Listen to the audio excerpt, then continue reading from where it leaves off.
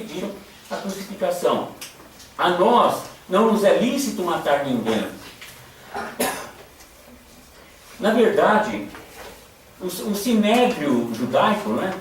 O sinédrio, que era o conselho das autoridades judaicas, o sinédrio, ele era composto por 72 anciãos, mestres da lei, e eles tinham poder, até que tinham poder o sinédrio, para condenar uma pessoa à morte.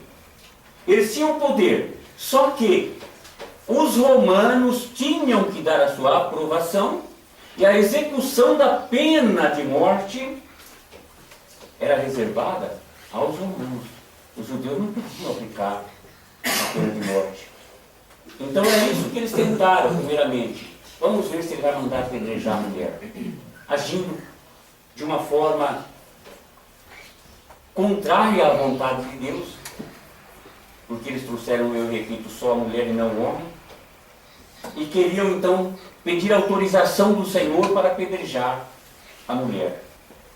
Se o Senhor apedrejasse, se o Senhor mandasse apedrejar, estaria violando a lei romana. E se o Senhor Jesus dissesse que eles a liberassem, né? Não, eu não vou apedrejar ninguém, não vou ordenar que ela seja apedrejada. Então daria a impressão de o Senhor estar tolerando o pecado, tolerando o adultério, e assim o Senhor estaria violando a lei de Moisés. Então é isso que eles queriam. Motivo para acusarem o Senhor, motivo para condenarem o Senhor, custasse o que custasse, né? Mas eles queriam, não se importando com a lei de Moisés, mas queriam motivo para eliminar o Senhor Jesus do meio deles, movidos de inveja. E o que fez então o Senhor Jesus Cristo? Eles disseram: mestre, tu que dizes? Moisés disse que tais mulheres sejam apedrejadas. Tu, pois, que dizes? Estes hipócritas, né?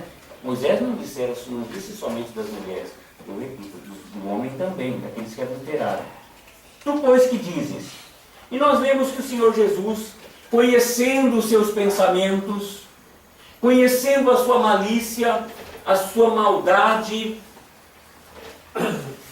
o Senhor Jesus inclinou-se e escrevia na terra com o dedo, como que não se importando com a sua pergunta, com os seus questionamentos, com as acusações, porque o Senhor conhecia o mais íntimo dos seus sentimentos e pensamentos. O Senhor Jesus Cristo, ele se fez homem, mas ele nunca deixou de ser Deus. Ele manifestou por muitas ocasiões durante a sua vida todos os atributos da divindade. E um desses atributos é a onisciência.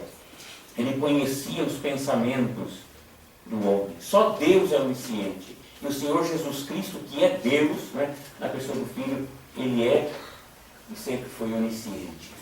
Ele, conhecendo os seus pensamentos, sabiam que as intenções deles eram má, que eles só queriam apanhar o Senhor em alguma falta para o condenarem. Então ele passou a escrever no chão. Não sabemos o que ele estava escrevendo no chão. Então, como insistisse na pergunta, o Senhor Jesus se levantou e disse: aquele que dentre vós estiver sem pecado, seja o primeiro que lhe atire pedra. Pronto, então vamos resolver. Aquele dentre vós que estiver sem pecado, atire a pedra. Porque não havia ninguém sem pecado. Todos eram igualmente pecadores. E nós vemos que eles foram acusados. Ouvindo essa resposta do Senhor, eles foram acusados pela própria consciência. E foram se retirando um por um, a começar pelos mais velhos, até os últimos, ficando só Jesus e a mulher. Esses dias, quando passava a Paixão de Cristo, né? Eu estava vendo, eu quase não gosto muito de assistir, porque é muito distorcido, mas estava vendo que nesta hora, quando eles chegaram pedindo ao Senhor que se eles podiam apedrejar a mulher, que ela devia ser apedrejada, eles estavam com pedras nas mãos, né? E quando o Senhor Jesus disse, quem estiver sem pecado, seja o primeiro que atire pedra. Então eles começaram a jogar as pedras no chão e tal. Nós não sabemos, a palavra de Deus não diz que eles estavam com pedras nas mãos, né? Eles não sabiam qual seria a resposta do Senhor. Eles mesmos não fariam aquilo, não fariam por conta própria o apedrejamento. Eles queriam que o Senhor desse o seu parecer. Então, segundo o filme, né, quando o Senhor Jesus disse, quem estiver sem pecado, seja o primeiro que lhe atire pedra, eles começaram a jogar as pedras que estavam nas mãos, foram se retirando, a começar pelos mais velhos até pelos mais novos. Não sabemos se eles estavam com pedras nas mãos, né? Mas a verdade é que eles, acusados pela própria consciência, foram tocados certamente, e eles pensaram, nós também somos pecadores. Todos os homens são pecadores. Eles conheciam a palavra de Deus, eles conheciam as leis, e eles sabiam que eram pecadores também. Eles foram se retirando um por um, a começar pelos mais velhos até os últimos, ficando só Jesus e a mulher onde estava. Então, neste momento, nós vemos que o Senhor Jesus, erguendo-se e não vendo a ninguém mais além da mulher, perguntou-lhe, mulher, onde estão aqueles teus acusadores? Ninguém te condenou? O que será que essa mulher estava esperando ouvir do Senhor naquele momento? Aquela mulher pecadora deve ter passado muito susto, né? Deve ter se angustiado muito ao pressentir que ela seria talvez apedrejada e morta, sentiria aquelas dores do apedrejamento.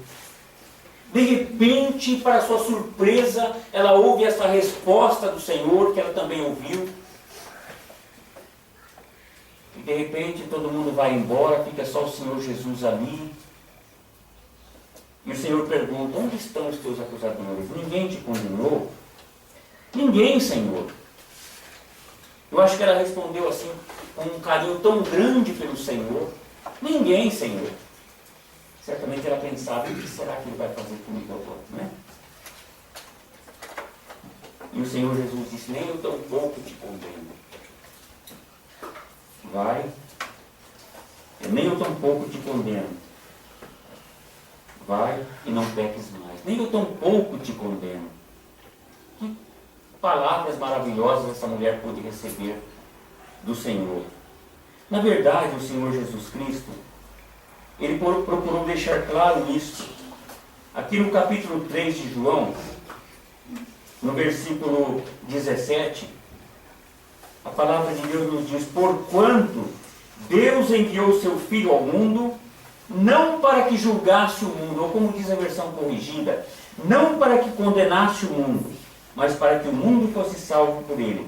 Quem nele crê não é julgado, quem nele crê não é julgado, quem nele crê não é condenado, mas o que não crê já está julgado, já está condenado, porquanto não crê no nome do unigênito Filho de Deus. O Senhor Jesus, o seu objetivo era salvar o pecador. Ele não veio para condenar. Um dia, ele será o juiz para condenar os ímpios, para condenar os incrédulos, para condenar os descrentes, para condenar aqueles que não foram salvos, aqueles que desprezaram o Evangelho. Ele sim virá no grande trono branco, ele estabelecerá o seu trono para julgar todos os que morreram em todas as épocas da existência humana. Todos serão reunidos em sua presença, todos ressuscitarão para juízo, e o juízo será aplicado pelo próprio Senhor Jesus Cristo. Ele é o juiz que julga com justiça. Mas neste momento que nós estamos considerando, Quando o Senhor Jesus Cristo veio em sua primeira vinda, Ele não veio para condenar, Ele veio para salvar o perdido. E até hoje, 2000 anos se passaram, e o Senhor continua com o seu mesmo objetivo, que é salvar o pecador, é salvar o perdido. Ainda que poucas pessoas se convertem verdadeiramente em nossos dias, nestes últimos dias, mas ainda pessoas são salvas todos os dias, pela graça de Deus, através do Evangelho. Ele veio para salvar, Ele não veio para condenar. Isto que é importante. Nós que vivemos esse tempo da graça, sabemos que ainda hoje o Evangelho está sendo pregado, e a vontade do Senhor é a salvação das almas. Hoje nós consideramos na escola, um dos textos que falam de Lucas 15, que mostram o interesse do Senhor pela salvação do pecador. O interesse do Senhor pela salvação, ainda que seja de um só pecador. Há maior júbilo nos céus, diante dos anjos, por um pecador que se arrepende. Os céus se alegram. Às vezes nós não damos muita importância. Às vezes nós olhamos para as pessoas perdidas e nós achamos que não tem mais jeito para aquelas pessoas, que elas merecem mesmo serem mortas. E o Senhor, Ele valoriza o mais miserável pecador.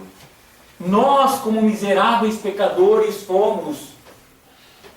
somos amostras desta misericórdia do Senhor, desse interesse que Ele tem em salvar o perdido, porque nós também éramos miseráveis pecadores, não é?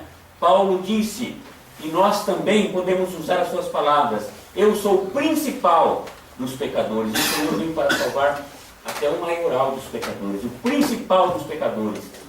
É claro que Paulo usou uma forma humilde, de descrever a sua vida no passado. Todos são pecadores. Todos são pecadores e merecem a condenação, a não ser aqueles que entendem o Evangelho, se convertem ao Senhor e são verdadeiramente salvos. O Senhor Jesus nem tão pouco te condena. Como será que ficou aquela mulher? Nós não ouvimos mais nada a respeito dessa mulher. O Senhor Jesus disse, vai e não peques mais. Será que ela nunca mais pecou? É claro que ela pecou, ela era um ser humano também, Mas eu creio, embora não saibamos, nós não sabemos nada a respeito, mas eu creio que pela experiência que ela teve para com o Senhor, o susto que ela passou, o medo que ela passou, e a misericórdia que ela pôde ver no Senhor Jesus Cristo, a obra intercessória do Senhor Jesus Cristo ali, porque ela poderia, talvez ela esperasse que fosse ser apedrejada. Eu creio que ela nunca mais voltou a pecar, a praticar adultério, Pensamento apenas, nós não sabemos. Nunca mais ouvimos falar dessa mulher. Mas é claro que ela pecou porque ela era um ser humano. E todas as pessoas, mesmo os salvos, os salvos também não estão isentos de pecar enquanto estão nesta vida. Por quê? Porque nós temos ainda em nós esta natureza pecaminosa que nós só vamos perder no dia que nós partirmos para a glória com o Senhor, seja através da morte física ou através do arrebatamento. Nós temos a natureza divina dentro de nós. O salvo, ele tem essa natureza divina dentro dele, mas ele tem ainda a natureza humana. E por isso é impossível, que ele não venha pecar. O Senhor Jesus Cristo disse através de João, João disse na sua primeira carta, se nós dissermos que não temos pecado algum, a nós mesmos nos enganamos e fazemos-lo mentiroso, verso 6 de 1 João 1. Se dissermos que mantemos, verso 8, se dissermos que não temos pecado nenhum, a nós mesmos nos enganamos e a verdade não está em nós. Se confessarmos os nossos pecados, Ele é fiel e justo para nos perdoar os pecados e nos purificar de toda injustiça. Não é? Então ele está falando aos crentes. Mas o mesmo João, ele disse no capítulo 2, as palavras, no mesmo sentido das palavras ditas a esta mulher pelo Senhor Jesus. O Senhor Jesus disse: vai e não peques mais. João escreveu aqui dizendo: filhinhos meus, estas coisas vos escrevo para que não pequeis. Se todavia alguém pecar, temos advogados junto ao Pai, Jesus Cristo, o justo. Estas